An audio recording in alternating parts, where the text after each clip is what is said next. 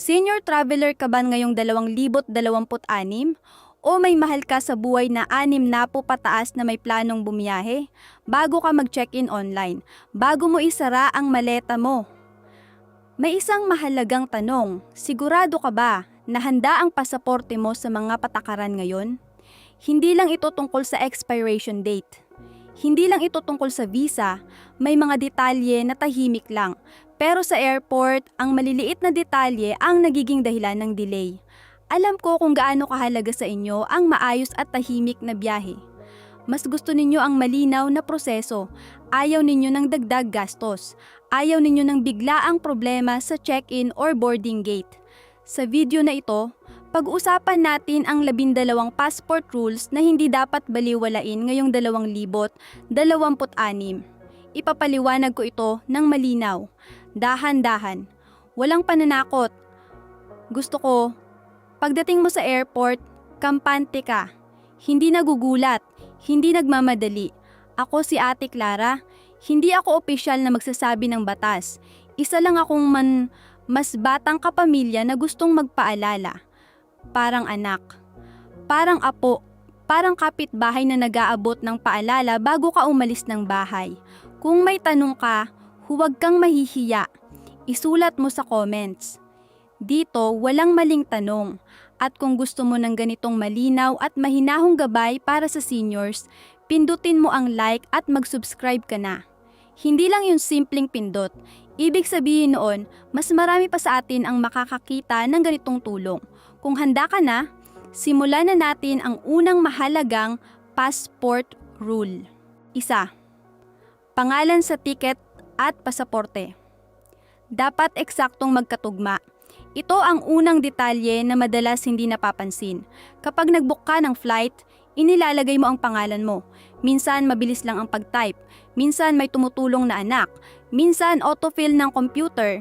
Iniisip mo, pareho naman yon. Halos tama naman ang spelling. Pero sa airport, hindi sapat ang halos. Ang pangalan sa airline ticket mo ay dapat eksaktong kapareho ng pangalan sa pasaporte mo. Eksaktong spelling. Eksaktong pagkakasunod. Kung may middle name sa pasaporte, dapat kasama rin iyon kung hinihingi ng airline. Hindi pwedeng kulang ang isang letra. Hindi pwedeng may dagdag na titik. Hindi pwedeng baligtad ang apelido. May mga airline na pinapayagan ang maliit na correction. Pero may mga airline din na mahigpit. Kapag hindi tugma ang pangalan, maaaring kailanganin ang ticket reissue. At kadalasan, may bayad iyon. Isipin mo ito, nasa check-in counter ka na. Mahaba ang pila, malapit na ang boarding time. Tapos doon mo lang nalaman na may mali sa spelling. Hindi na ito simpleng edit. Maaaring madelay ang biyahe. Maaaring may dagdag gastos. Kaya ano ang dapat mong gawin? Una, bago ka mag-book, kunin mo muna ang pasaporte mo. Basahin mo ang buong pangalan na nakasulat doon, kopyahin mo ng eksakto. Pangalawa, kapag natanggap mo ang booking confirmation, basahin mo ulit ang pangalan sa ticket. Huwag ipagpaliban. Mas madaling magpakorek habang maaga pa. Pangatlo, kung may pagbabago sa apelyido mo dahil sa kasal o legal na proseso, siguraduhing updated ang pasaporte mo bago mag-book ng international flight. Isang simpleng paalala. Sa airport, ang maliit na letra ay may malaking epekto. Kapag tugma ang pangalan sa tiket at pasaporte, mas mabilis ang proseso, mas kaunting paliwanag, mas tuloy-tuloy ang biyahe mo. 2. Requirement ng 2 magkatabing blank pages sa pasaporte. Ito ang isa sa pinaka hindi napapansing detalye sa pasaporte. Maraming senior ang tumitingin lang sa expiration date. Kapag valid pa, kampante na. Pero may isa pang mahalagang bagay. Ang mga mamang pahina sa loob ng pasaporte. Maraming bansa ang nangangailangan ng 2 magkatabing, ganap na blangkong pahina. Magkatabi. Walang tatak, walang marka, walang visa sticker. Hindi sapat na may isang bakanteng pahina sa unahan at isa sa likod. Kailangan magkasunod sila. Kapag wala kang dalawang magkatabing blank pages, maaaring hindi ka pasakayin ng airline. Kahit valid pa ang pasaporte mo ng ilang taon. Isipin mo ito, marami ka nang naging biyahe. May entry at exit stamps sa halos bawat pahina. May visa sticker, may maliit na marka. Hindi mo napansin na kakaunti na lang ang natitirang malinis na pahina.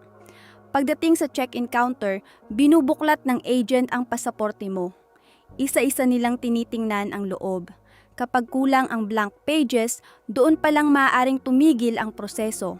Hindi ito madalas pag-usapan. Pero nangyayari ito. May isa pang mahalagang bagay. Sa ilang pasaporte, hindi na maaaring magdagdag ng extra pages. Kapag puno na ang booklet, kailangan mo itong i-renew kahit may visa pa. Kaya ano ang dapat mong gawin? Una, buksan mo ang pasaporte mo ngayon. Bilangin mo ang ganap na blankong pahina. Pangalawa, tingnan kung may dalawang magkatabi na walang anumang tatak. Pangatlo, kung kaunti na lang ang natitira, magsimula ka ng magplano ng renewal. Huwag hintayin na halos puno na ito. Isang simpleng paalala, ang isang pahina lang na kulang ay maaaring maging dahilan ng delay. Para sa senior na ayaw ng abala, mas mabuti ang maaga. Mas mabuti ang sigurado, mas mabuti ang handa ka bago ka pa man umalis ng bahay. 3. Passport damage beyond normal wear. Kahit maliit na sira, maaaring problema. Maraming senior ang nagsasabi, maayos pa naman ang pasaporte ko. Walang malaking punit, walang nawawalang pahina, mukhang okay pa. Pero sa airport, hindi lang malaking sira ang tinitingnan. May mga bansa na mahigpit pagdating sa physical condition ng pasaporte. Kahit maliit na punit sa gilid, kahit bahagyang natuklap ang laminate sa photo page, kahit may bakas ng tubig, maaaring ituring na damaged document. At kapag itinuring na damaged, maaaring hindi ka payagang bumiyahe. Isipin mo ito. Nasa check-in ka na, kinuha ng agent ang pasaporte mo, napansin niya ang maliit na punit sa sulok, o bahagyang nakaangat ang plastic sa picture page. Para sa iyo, maliit lang iyon. Para sa system, maaaring risk iyon. May mga pagkakataon na papayagan ka pa rin, pero may mga sitwasyon din na kailangan ng mas mahabang verification. At doon nagsisimula ang delay, kaya ano ang dapat mong gawin? Una, suriin mo ang pasaporte mo ngayon. Tingnan ang cover. Tingnan ang photo page. Tingnan ang mga gilid ng pahina. Pangalawa, huwag itong baluktutin. Huwag ilagay sa likod na bulsa. Itago ito ng patag at may matibay na holder. Pangatlo, kung may malinaw na sira, mas mabuting mag-renew ng maaga kaysa magpaliwanag sa airport. Isang simpleng paalala, hindi sapat na valid ang pasaporte. Kailangan maayos din ang itsura at kondisyon nito. Ngayon gusto kitang tanungin, saang bansa ka ngayon nanonood at kailan mo planong bumalik sa Pilipinas? Isulat mo sa comments. Gusto kong malaman kung saan-saan tayo nagkakasama. At baka ang sagot mo ay makatulong din sa ibang senior na may kaparehong plano. 4. Problema sa RFID chip at passport scanning issues. Ang modernong pasaporte ay hindi lang papel. May maliit na RFID chip sa loob ng cover. Doon nakastore ang digital information mo. Kapag in-scan ito sa airport, binabasa ng system ang chip na iyon. Kapag hindi nabasa ang chip, maaaring magkaroon ng delay. Hindi ito laging nakikita sa labas. Mukhang maayos ang pasaporte. Walang punit, walang marka, pero sa loob, maaaring may problema na. Paano ito nasisira? Kapag paulit-ulit na nababaluktot, kapag inilalagay sa likod na bulsa, kapag naiipit sa mabigat na bag, kapag nabasa at natuyo ng hindi pantay. Sa scanner, maaaring ulitin ang pag-scan ng 2 o 3 beses. Kapag hindi pa rin mabasa, ililipat ka sa manual processing. Mas matagal ang verification. Mas maraming tanong. Hindi ito para takutin ka. Hindi rin ito madalas mangyari. Pero nangyayari ito. At kapag nangyari sa araw ng biyahe mo, nakaka-stress iyon. Kaya ano ang dapat mong gawin? Una, huwag mong baluktutin ang pasaporte mo. Pangalawa, itago ito ng patag. Mas mabuti kung may matibay na passport holder. Pangatlo, kung napansin mong kupas na ang larawan o may malinaw na problema sa cover, mas mabuting magpa-check o mag-renew ng maaga. Isang simpleng paalala, ang pasaporte ay electronic document na rin. Kapag hindi ito mabasa ng system, bumabagal ang proseso. Para sa senior na gusto ng maayos at tuloy-tuloy na biyahe, mas mabuti ang maingat. Mas mabuti ang handa ka bago pa man dumating ang araw ng flight mo. 5. 6-month Passport Validity Rule. Ito ang isa sa pinakakaraniwang dahilan ng hindi paglipad. Tinitingnan mo ang expiration date. Iniisip mo, valid pa naman. At doon nagtatapos ang pag-check. Pero sa international travel, hindi sapat ang valid sa araw ng alis. Maraming bansa ang may tinatawag na 6-month passport validity rule. Ibig sabihin, kailangan may natitirang 6 na buwan na bisa ang pasaporte mo lampas sa petsa ng pagpasok mo. Sa ilang bansa, binibilang pa ito mula sa petsa ng pag-uwi mo. Halimbawa, may biyahe ka ng Hunyo, uuwi ka ng Hulyo. Ang pasaporte mo ay mag-e-expire ng Oktubre. Sa tingin mo, may ilang buwan pa. Pero para sa ilang destinasyon, kulang iyon. Kapag kulang ang validity, maaaring hindi ka pasakayin ng airline pa lang sa check-in. Hindi na ito umaabot sa immigration. Hindi ito laging malinaw sa ticket o booking confirmation. Kaya maraming senior ang nagugulat sa airport. Kaya ano ang dapat mong gawin? Una, kunin mo ang pasaporte mo. Tingnan ang expiration date. Pangalawa, bilangin kung may 6 na buwan palampas sa buong panahon ng biyahe mo. Pangatlo, kung kulang, mag-renew ng maaga. Huwag hintayin ang huling linggo bago umalis. Isang simpleng paalala. Ang pasaporte mo ay dapat valid ng 6 na buwan pagkatapos ng biyahe mo. Hindi lang habang nasa abroad ka. Maliit na detalye ito, pero sa airport, malaking bagay ito. Kapag maaga mong na-check ang validity, mas kampante ka, mas tuloy-tuloy ang proseso, mas maayos ang simula ng biyahe mo. 6. Transit country passport requirements na madalas nakakaligtaan. Kapag international ang biyahe mo, karaniwan ang iniisip mo ay ang final destination. Ano ang requirement ng bansang pupuntahan ko? Kailangan ba ng visa? Ilang buwan ang validity? Doon umiikot ang paghahanda. Pero may isang bahagi ng ruta na madalas hindi napapansin. Ang bansang dadaanan mo. Kapag may layover ka sa ibang bansa, maaaring may sariling passport rules ang transit country. Kahit ilang oras ka lang sa airport nila, kahit hindi ka lalabas ng terminal. May mga transit na simple lang.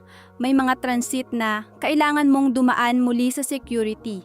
May mga airport na kailangan mong kunin at i-recheck ang bagahe. Sa ganitong sitwasyon, mas mahigpit ang document check. May mga bansa na may sariling 6-month rule kahit transit lang. Mayroon ding hiwalay na visa requirement kahit hindi ka lalabas ng airport. Kapag hindi ka pasok sa requirement ng transit country, maaaring hindi ka pasakayin ng airline mula pa lang sa pinanggalingan mo. Dahil kapag hindi ka tinanggap sa gitnang bansa, responsibilidad ng airline ang ibalik ka. Kaya kapag tinitingnan mo ang ruta mo, huwag lang ang simula at dulo ang pagtuunan ng pansin. May gitna ang biyahe. At ang gitnang iyon ay may sariling patakaran. Ilang minutong pag-check online o pagtawag sa airline ang makakaiwas sa malaking problema sa araw ng alis. Mas tahimik ang biyahe kapag malinaw ang bawat hakbang. 7. ETIAS Travel Authorization para sa Europa. Kung may plano kang bumiyahe sa Europa ngayong 2026, may isang bagong detalye na hindi dapat makaligtaan. Hindi ito visa, hindi rin ito stamp sa pasaporte. Ito ay tinatawag na ETIAS. Ang ETIAS ay isang Electronic Travel Authorization. Online ito ina-apply. Nakalink ito sa passport number mo. Kapag ang bansang pupuntahan mo ay kabilang sa Schengen area at kailangan ng ETIAS, dapat may approval ka bago ka bumiyahe. Kung wala, maaaring hindi ka pasakayin ng airline sa check-in pa lang. Maraming senior ang nagugulat dito, sanay sila na kapag visa-free ang bansa, sapat na ang pasaporte. Pero sa bagong sistema, may online pre-approval na kailangan. Hindi ito komplikado, pero kailangan itong asikasuhin ng maaga. Sa karamihan ng kaso, mabilis ang approval, pero may mga sitwasyon na maaaring tumagal. At kung hihintayin mo ang linggo ng biyahe, doon nagsisimula ang kaba. May isa pang mahalagang detalye. Ang ETIAS ay nakalink sa passport mo. Kapag nag-renew ka ng pasaporte, hindi na valid ang dating authorization. Kailangan mong mag-apply muli gamit ang bagong passport number. May mga senior din na nagkakamali sa pag-type ng detalye. Isang maling numero lang sa passport field, maaaring hindi tumugma ang record.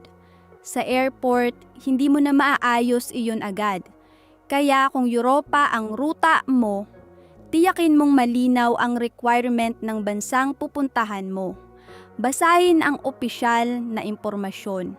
Huwag umasa sa sabi-sabi lang sa social media. Itago ang confirmation email, mag-screenshot, mag-print kung mas kampante ka na may papel na hawak. Kapag kumpleto ang dokumento mo bago ka pa umalis ng bahay, mas magaan ang pakiramdam mo sa airport. Hindi ito dagdag stress. Ito ay dagdag paghahanda. At kapag handa ka, mas tahimik ang simula ng biyahe mo. 8. Real ID requirement para sa domestic flights. Kung domestic flight lang ang biyahe mo, iniisip mo na mas simple ang proseso. Driver's license lang ang dala mo, matagal mo na iyong ginagamit. Tinanggap naman dati. Pero sa ilang bansa, lalo na sa Estados Unidos, ganap nang ipinatutupad ang Real ID requirement para sa domestic air travel. Hindi lahat ng driver's license ay Real ID compliant. Karaniwan, may makikita kang maliit na star sa itaas na bahagi ng ID. Gold o black ang kulay depende sa estado. Kung walang star ang lisensya mo, maaaring hindi ito tanggapin sa airport security bilang sapat na identification para sa paglipad. Maraming senior ang hindi agad nakakapansin nito. Sanay sila sa lumang ID. Hindi nila alam na may bagong standard na ipinatutupad. Kapag dumating ka sa security checkpoint at hindi compliant ang ID mo, maaaring ilipat ka sa karagdagang verification. Mas matagal ang proseso. Mas maraming tanong. Sa ilang sitwasyon, kung wala kang alternatibong ID tulad ng pasaporte, maaari kang hindi makalusot. Hindi ito para takutin ka. Ito ay para maging malinaw. Kung domestic ang biyahe mo, suriin ang driver's license mo bago ang araw ng alis. Kung may star, maayos yon. Kung wala, maaaring kailangan mong mag-apply para sa Real ID sa inyong lokal na ahensya. May mga senior na mas kampante na magdala ng pasaporte kahit domestic flight lang. Tinatanggap ito bilang valid ID saan man. Mas mabuti ang may reserba.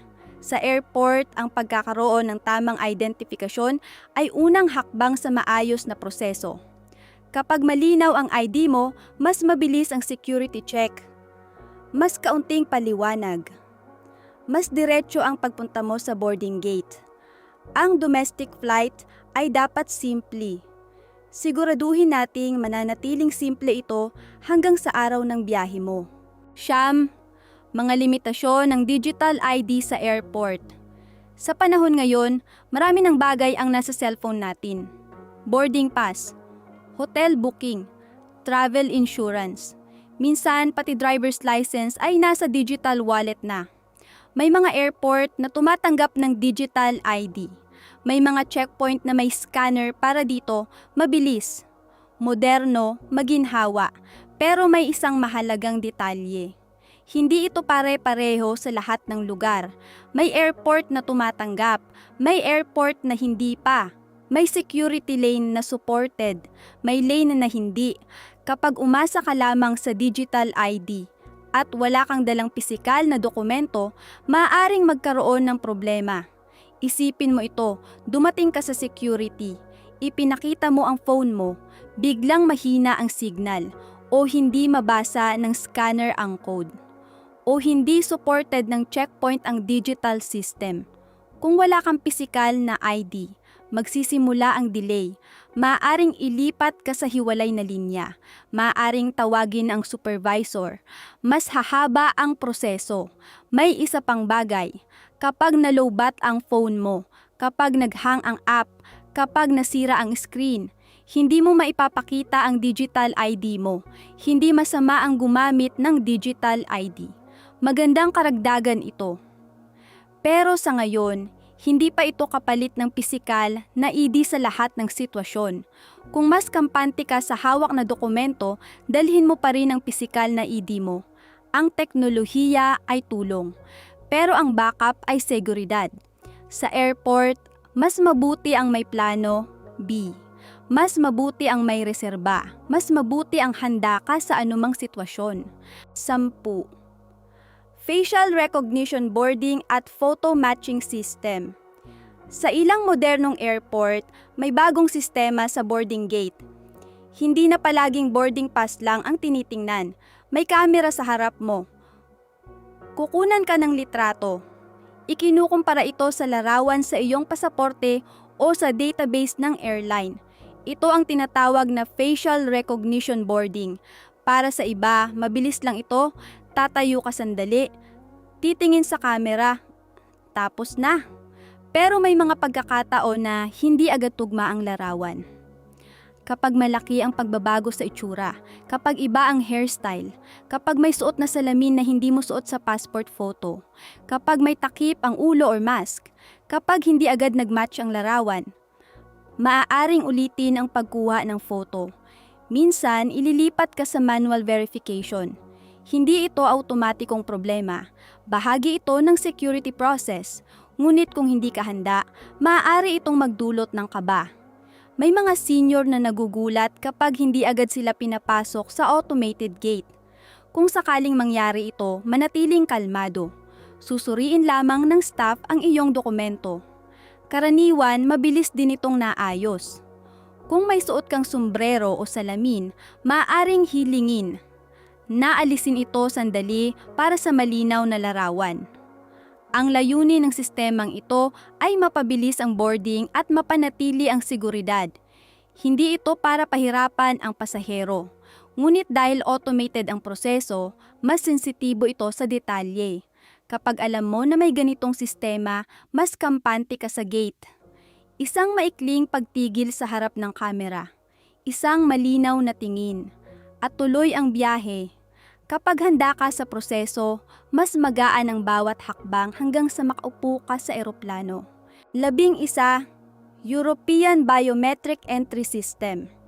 Kung ang biyahe mo ay papuntang Europa, may isa pang mahalagang pagbabago na dapat mong asahan. Sa maraming bansa sa loob ng Schengen area, ipinatutupad ang biometric entry at exit system. Ibig sabihin nito, hindi lang passport stamp ang proseso. Sa unang pagpasok mo, kukunan ka ng litrato, kukunin din ang fingerprint mo. Itatala ito sa kanilang border system. Para sa iba, mabilis lang ito. Ilang segundo sa kiosk. Tapos na. Pero para sa ilang senior, maaring mas tumagal ang proseso. Kung may arthritis ka, kung masakit ang mga daliri mo, kung nahihirapan kang idiin ng maayos ang kamay sa scanner, maaaring ulitin ang fingerprint capture, minsan 2 o 3 beses. Kapag hindi malinaw ang unang kuha, uulitin ito ng officer. Hindi dahil may mali sa iyo, kailangan lang malinaw ang record sa system. May mga pagkakataon din na mas matagal ang pila sa biometric lanes, lalo na kung peak travel season. Kung mahigpit ang connecting flight mo, maaaring makadagdag ito sa stress. Mahalagang maintindihan mo na ito ay standard procedure. Hindi ito personal. Hindi ito pagdududa sa iyo. Layunin nitong mas maayos na mamonitor ang pagpasok at paglabas ng mga traveler. Kapag nakapasok ka na sa system sa unang pagkakataon, mas mabilis na ang susunod mong pagpasok dahil nakarecord na ang biometrics mo. May ilang airport na gumagamit ng automated gates. May iba na manual pa rin ang proseso. Kapag ikaw ay tinawag para sa manual verification, huwag mabahala. Karaniwan, simpleng pag-check lang ng dokumento. Kung may kondisyon ka sa kamay o hirap sa paggalaw, maaari mong sabihin ito ng mahinahon sa officer. May mga sitwasyon na nagbibigay sila ng judicial ng assistance. Sa ganitong sistema, mahalaga ang pasensya. Huwag magmadali sa harap ng scanner. Sundin ang instructions ng malinaw. Isang hakbang sa harap ng kamera. Isang malinaw na fingerprint. At tapos na ang proseso. Kapag alam mo ang aasahan sa European immigration, mas kampante ka sa pila. Hindi ka nagugulat, hindi ka na-stress sa bawat hakbang. At kapag kampante ka, mas magaan ang simula ng iyong paglalakbay sa Europa. 12. Lumang pasaporte na may valid visa. Ano ang dapat dalhin? Maraming senior ang nagre-renew ng pasaporte habang may visa pa ang visa nila.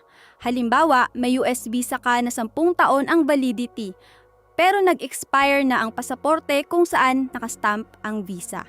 Nag-renew ka, may bago ka ng pasaporte, malinis, bagong booklet.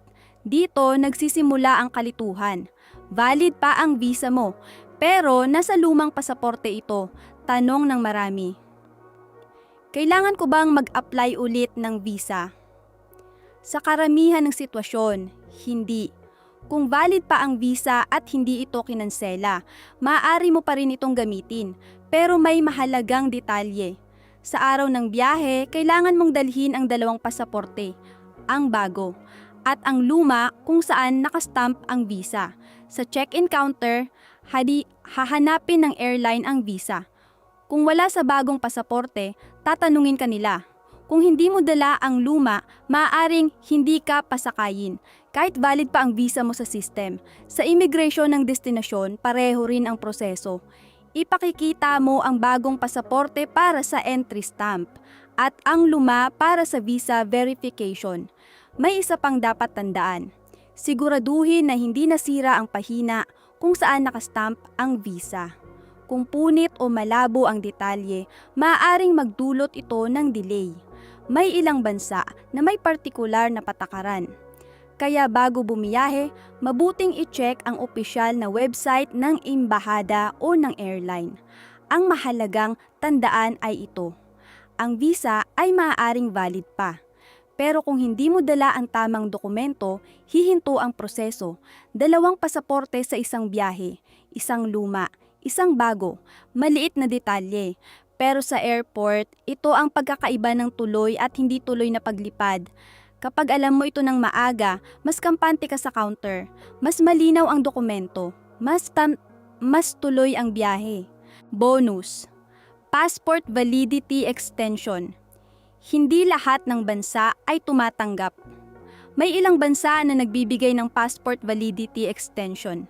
Ibig sabihin, imbes na mag-renew agad ng bagong booklet, minsan pinahahaba ang bisa ng kasalukuyang pasaporte sa pamamagitan ng opisyal na anotasyon o stamp. Sa papel, valid pa ang pasaporte mo. May extension. May bagong petsa. Pero may isang mahalagang detalye. Hindi lahat ng bansa ay tumatanggap ng extended validity. Sa ilang destinasyon, ang tinatanggap lamang ay ang orihinal na expiration date na nakaprint sa data page. Kapag nakita sa system na expired na ang unang petsa, maaaring hindi ka payagang bumiyahe. Kahit may extension stamp pa ito. Ito ang dahilan kung bakit may ilang traveler na nagugulat sa check-in. Iniisip nila, extended naman ito. Pero para sa airline or immigration officer, hindi iyon sapat kung hindi kinikilala ng destinasyon ang extension. Mas madalas itong maging issue sa international travel kaysa domestic. Kung ang pasaporte mo ay may validity extension, mahalagang alamin muna ang patakaran ng bansang pupuntahan mo. Huwag umasa sa dating proseso. Huwag ipagpalagay na dahil tinanggap ito dati, tatanggapin pa rin ngayon. Mas mabuti ang malinaw bago ang araw ng alis. Sa maraming sitwasyon, mas ligtas ang mag-renew ng bagong pasaporte kaysa umasa sa extension. Isang tahimik na detalye ito. Hindi madalas pag-usapan, pero maaaring maging dahilan ng hindi paglipad. Kapag bago at malinaw ang expiration date ng pasaporte mo, mas kampante ka sa counter. Mas kaunting paliwanag. Mas diretso ang proseso.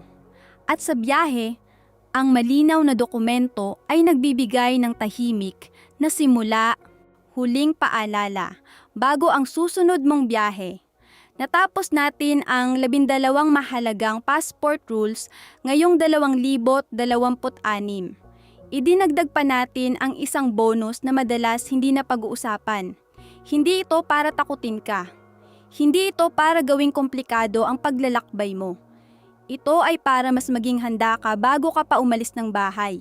Napag-usapan natin ang pangalan sa ticket, ang blank pages, ang pisikal na kondisyon ng pasaporte, ang RFID at scanning issues, ang 6-month validity, ang transit country rules, ang ETIAS, ang Real ID, ang digital ID limits, ang facial recognition boarding, ang biometric system sa Europa, at ang lumang pasaporte na may valid visa. Maliliit na detalye ang mga ito.